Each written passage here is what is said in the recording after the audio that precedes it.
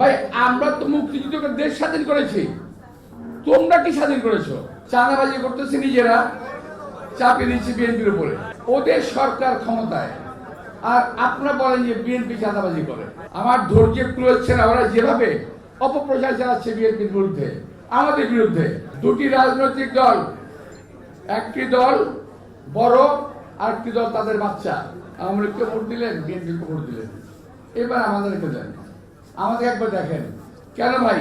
৭১ আপনারা আমরা দেখি নাই? আমাদের বয়সে এক সময় এরশাদের মতো, হাসিনার মতো স্বৈরাচারের পতন কিন্তু আমরা ঘটিয়েছি। এই নির্বাচনে কিছু কিছু সিট, কিছু কিছু দলে ইলেকশন ইঞ্জিনিয়ারিং এর মাধ্যমে তারা জয়লাভ করার চেষ্টা করবে, নিয়েই যাবে জোরজবরদস্তি করে। আমি আশঙ্কা করছি এবং আমি শুনেছি, আমি জেনেছি। আমি প্রমাণ দিতে পারবো না শেষ হওয়ার পর্যন্ত, কিন্তু কথাটা বাস্তব।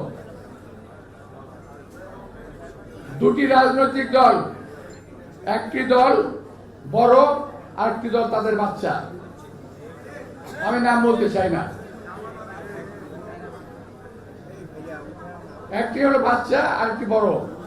বাচ্চাদের সব সিট পেতে হবে এবং এই ব্যাপারে তারা উচ্চ পর্যায়ে, সরকারের উচ্চ পর্যায়ের লোকজনের সঙ্গে বৈঠক করেছে। তারা কিভাবে ইঞ্জিনিয়ারিং করে এই সিটগুলো জিতে যাবে, যাতে বিএনপি ক্ষমতায় আসতে না পারে, এবং যাতে এই ধরনের লোকগুলো, সেই মূল এবং তার বাচ্চা, তারা যেন ক্ষমতায় আসতে পারে, এই প্রক্রিয়া তারা চালিয়ে যাচ্ছে। আপনি খেয়াল করে দেখেন, এদের নির্বাচনী প্রক্রিয়া এবং প্রচারণা অত্যন্ত দুর্বল, নাই বললেই চলে। তারপরেও তারা হুঙ্কার ছাড়ে তারা এই ক্ষমতায় যাবে, তারাই জিতবে, তারাই দেশ চালাবে। কি করে সম্ভব যদি নির্বাচন ইঞ্জিনিয়ারিং না করে তারা? আমি মনে করি আমার দল এবং দেশবাসী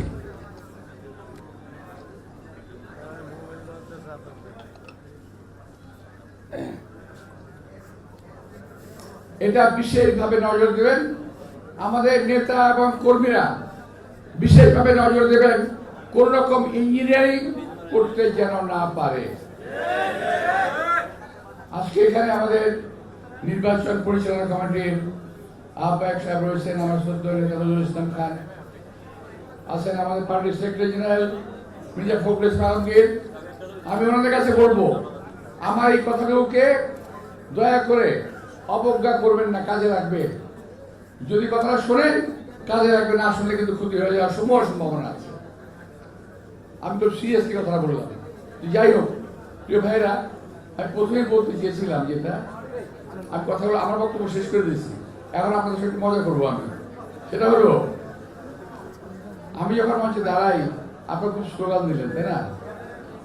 পৃথিবীতে সবচেয়ে সহজ কাজ সমাবেশ এবং স্লোগান দেওয়া, সবচেয়ে সহজ কাজ।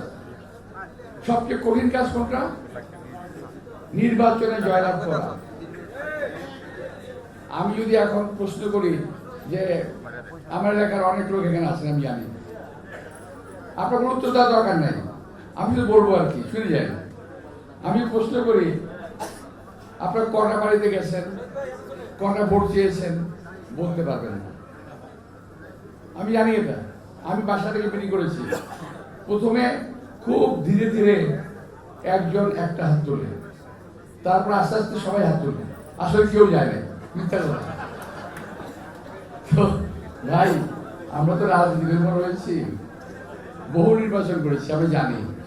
তবে হ্যাঁ, 17-18 বছরে নির্বাচনের কোনো প্র্যাকটিস আমাদের নাই, ফলে এটা হতেই পারে।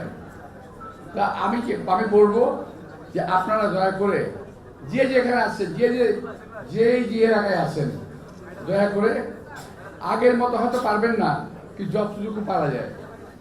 বিশেষ করে আমার এলাকাতে অ্যাপার্টমেন্টের সংখ্যা এত বেশি যে ডোর টু ডোর যাওয়া খুব মুশকিল, কিন্তু তারপরও আমাদের জনবল এত বেশি আছে ইনশাআল্লাহ আমরা যদি চেষ্টা করি সবাই ডোর টু ডোর যেতে পারবো। আপনার মানুষ সবাই এলাকার, হ্যাঁ বেশিরভাগ, আচ্ছা সবাইকে যেতে হবে, লিফটেড পোস্টার সব রেডি আছে, এখন যেতে হবে। আর একটা বিষয়, আমাদের বিরুদ্ধে কিছু কিছু ছেলেপেলে আছে যারা খুব আজে বাজে কথা বলতেছে সোশ্যাল মিডিয়ায়, দেখেছেন না? খুব আজে বাজে কথা বলতেছে। কিছুটা দুদু বলে গেছে, আমি তার জেদ টেনে বলছি যে তারা অপকর্ম করতেছে, নিজেরা চাপিয়ে দিচ্ছে বিএনপির উপরে, নিজেরা চাঁদাবাজি করতেছে, নিজেরা চাপিয়ে দিচ্ছে বিএনপির উপরে।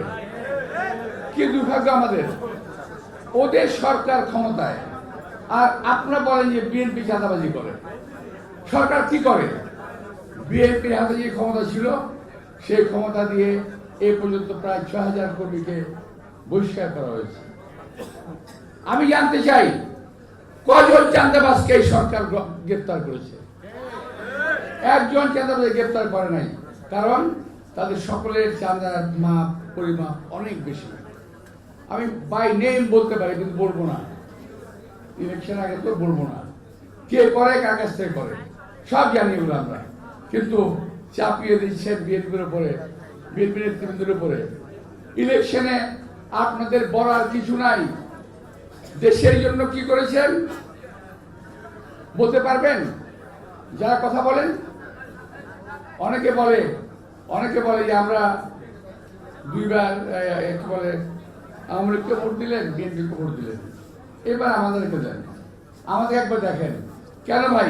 ৭১ আপনারা আমরা দেখি নাই কিভাবে মানুষকে কচুকারা করেছেন, কিভাবে দালালি করেছেন, কিভাবে আমার মা বোনদের ইজ্জতে হানি করেছেন? এটা কি আমরা ৭১ দেখি নাই? আবার আরেকজন বলে কি জানেন, ওদের বলার কিছু নাই, বলে আমরা কি একটা যোদ্ধা, বলে ওরা যোদ্ধা, একটা যোদ্ধা হয়, আমরা মুক্তিযোদ্ধা, ওরা আর একটা যোদ্ধা। ভাই আমরা তো মুক্তিযুদ্ধ করে দেশ স্বাধীন করেছি, তোমরা কি স্বাধীন করেছো? তোমরা একটা অপশক্তিকে প্রতারিত দেশ থেকে বিতাড়িত করেছো, ঠিক আছে, একই করি, আমি স্বীকার করি। কিন্তু আমরাও আমাদের বয়সে এক সময় এরশাদের মতো, হাসিনার মতো স্বৈরাচারের পতন কিন্তু আমরা ঘটিয়েছি। আমরা বলি নাই এই জন্য আমাকে মন্ত্রী বানাতে হবে, আর তুমি একটা পতন ঘটাই কাজে আমার মন্ত্রী বানাতে হবে। আমরা মুক্তিযুদ্ধের পর যা যা কাজে ফেরত গিয়েছিলাম, আমরা কি বলি নাই আমাদের মন্ত্রী বানাতে হবে? আমরা যা যা কাজে ফিরে চলে গেছি, আমরা কলেজে পড়তাম, ইউনিভার্সিটি পড়তাম, সে পড়াশোনা করে চলে গেছি। তোমাদের মতো লোভ করি নাই। তোমরা সেই লোভ করতেছো, এই লোভটা আমরা করি নাই।